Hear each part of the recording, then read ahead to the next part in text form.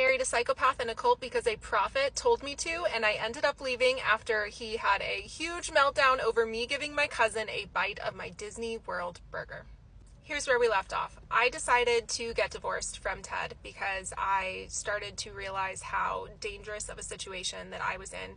And a lot of you guys have dropped this statistic, and I do know about it, and it's one of the statistics that made me decide to get divorced, is that if your partner puts their hands around your neck, you are 750 times more likely to be unalived by that person. So that was enough for me to realize I really don't want to die, and it was not worth the gamble for me. So I ended up calling him up on the phone, and it was a short conversation, and I think that he was taken aback by it because I think he thought that I was going to take him back. In fact, he was telling some of our mutual friends in Atlanta that we were going to be fine and that I was going to forgive him, despite the fact that that's not what I was telling him at all. But he was just very narcissistic and confident that I was going to be coming back. So I told him over the phone that I wanted to get a divorce, and he ended up crying, breaking down, saying, please don't do this, please don't do this. And he's begging me over the phone, but I was very decided at that point. So I said, I'm sorry, like, I want a divorce. And he immediately stopped crying, which makes the whole crying fit seem very, very fake. And he's like, okay.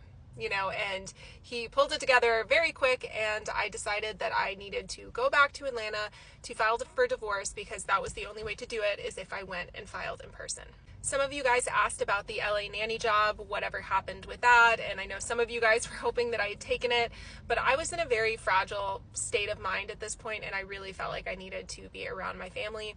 And moving to LA was going to be so expensive. Like, that was already something that Ted and I were trying to figure out. Can we even do this? So doing it by myself and just having like one income, I did not think I would be able to swing that. And also, I just really wanted to be around family because I was extremely traumatized. They completely understood, and they were just super kind to me, saying if I ever needed anything that they would be here for me, and we're still friendly to this day. So overall, that was just a very good experience. And of course, in the back of my mind, I'm like, that's so sad that I got offered something so cool, but the timing just didn't work out. And turns out it probably wouldn't have worked out anyway because COVID was about to hit. So I left Ted in January 2020, and I ended up filing for divorce in March. And I also went back and filed a police report. So let me show you a couple pictures from my trip with my dad. We honestly, over and over again, we have such dark humor. We kept saying, this is the worst vacation ever, because it was just sad. I know you can barely see, but this was me filing for a police report. And this photo was like, made me crack up because I got back in the car and my dad was like, I took photos of you.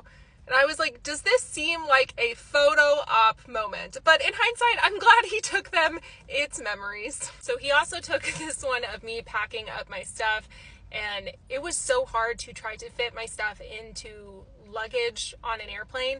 So we did not drive, so I wasn't able to get all of my stuff. Like, so much was left behind in Atlanta, and I just took the bare essentials. I came back for the clothes that I really liked, my journals. I was ripping pages out of journals. That way it would fit the weight capacity for luggage. And I was just trying to condense my entire life into like 2 or 3 suitcases. Buckle up if you were in the mood for something truly unhinged that Ted did during this time. So I had coordinated this entire packing thing where he would not be in the house because I had heard that this was the most dangerous time in an abusive relationship when you are trying to leave. So I didn't want him coming and attacking me or causing a scene or anything like that. So I had our friends go and take him to the movies.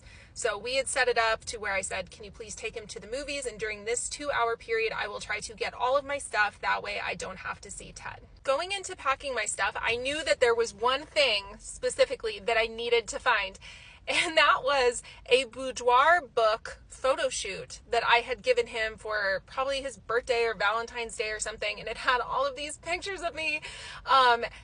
We were married, and I was just like, here you go. So obviously coming back, I'm like, I need the book because I am not letting this man keep it for the rest of forever.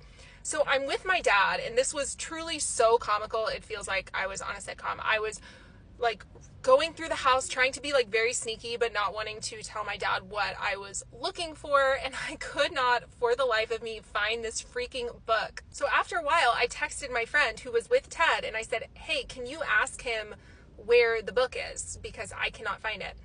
So she texts me back and she says, it's here, he took it with him.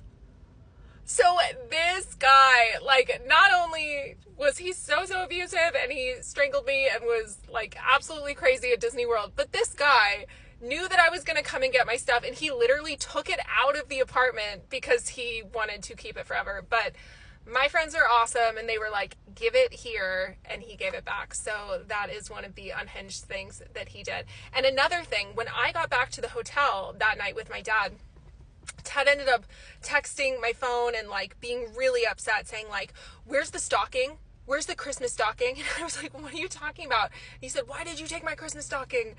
And I said, I did not take your Christmas stocking, like, at all. I don't know what you're talking about. And he was like, it's not here, I know you took it.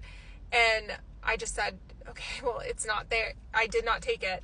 And he ended up responding and being like, I'll always love you, or I don't know, like all of a sudden it was like love bombing, and he was nice again. And right after I filed for the protective order, the police report, and I filed for divorce, I blocked him on everything, and I have not heard from him since. So next I'm going to tell you about how I ended up deconstructing, because a lot of you guys have been asking, how did you end up deconstructing? And honestly, a lot of that has to do with my now husband, and I am so prepared for you guys to judge me because I did meet my husband very, very shortly after, but no regrets. Follow for the next part.